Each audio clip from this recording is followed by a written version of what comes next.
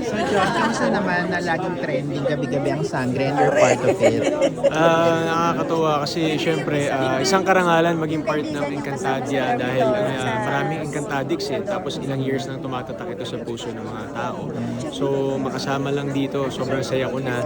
Tapos nabiyayaan pa tayo ng story arc with Armea, with sila Soldarius, yung team sa Piro. So sobrang blessed yung feeling at nakakalungkot na kasi patapos na kami. Pero yun, at least may babaunin kami sa mga puso namin kahit sa mga kami mapunta. Part kami na Encantadia. Ano yung masasabi mo? Kasi maraming kayong fans, lalo na ikaw, marami ka rin mga sumusuporta sa character mo. Ano yung masasabi mo sa kanila? Sobrang nagpapasalamat ako ng marami sa inyo kasi hindi namin in-expect din yung magiging team up. Halos 1 year Oo. Tsaka yung story ni Daron na tumawid pa sa Piro, nagka-love interest pa sa Reyna, tapos medyo minahal ng mga tao. Sobrang sarap ng pakiramdam, sobrang sarap sa puso na may ganung pagmamahal sa amin. So thankful ako sa kanila. Sana mapasaya pa namin kayo, lalo na towards the end, mapasaya namin kayo lahat. Ano yung mga unforgettable na comments na nare-receive mo with regards sa role?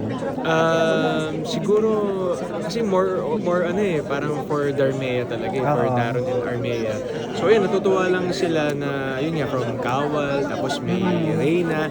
So siguro lahat tayo nangangarap na balang araw ikaw na nasa baba, meron kang tinitingala, meron kang hinahanga ang sobrang hirap abutin. Tapos para maaabot mo siya at some point. So lahat siguro nakaka-relate kay Daron na lagi lang nandyan. Di man nangingialam sa buhay may asawa, pero gusto niya laging ligtas yung hinahangaan niyang babae. And then now from Sangre, may upcoming teleserye ka na uli, yung Code Grey. Code Grey. With Alden. So ano na mga abangan dito sa'yo? Siguro abangan ulit nila kung magiging masama ba ako dito o itutuloy ni Daron yung, kasi si Daron masama, bumait. Ito si Code Grey. Sa Code Grey, di ko pa totally masabi. Pero kasi tulad niyan, may twist So may plot twist, may mga naiisip yung writers.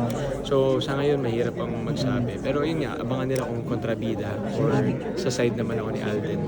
Is it first time mo kay Alden na makawork? First time ko makawork si Alden, and isa yun sa mga gusto kong mangyari nung lumipat ako dito sa GMA. Gusto ko siya makawork talaga. Kasi first time pa lang siya na-meet. Never pa kami nagka-work, never pa kami nagkita. Nung na-meet ko siya, sobrang down to earth talaga sobrang humble, wala akong masabi talaga. Kaya excited ako makatrabaho siya. Sige, message lang sa mga fans ng Sangre, yung matatapos na kami. Hello sa mga Encantadix, sa mga Darmeas, sa mga Solmeas, sa lahat ng mga sumusuporta sa buong Encantadia. Malapit na matapos, kaya sana po wag na kayong bibitaw. Patuloy lang po tayo tumutok gabi-gabi 8 PM sa GMA. Abisala Eshma. Thank you, John. Thank you rin.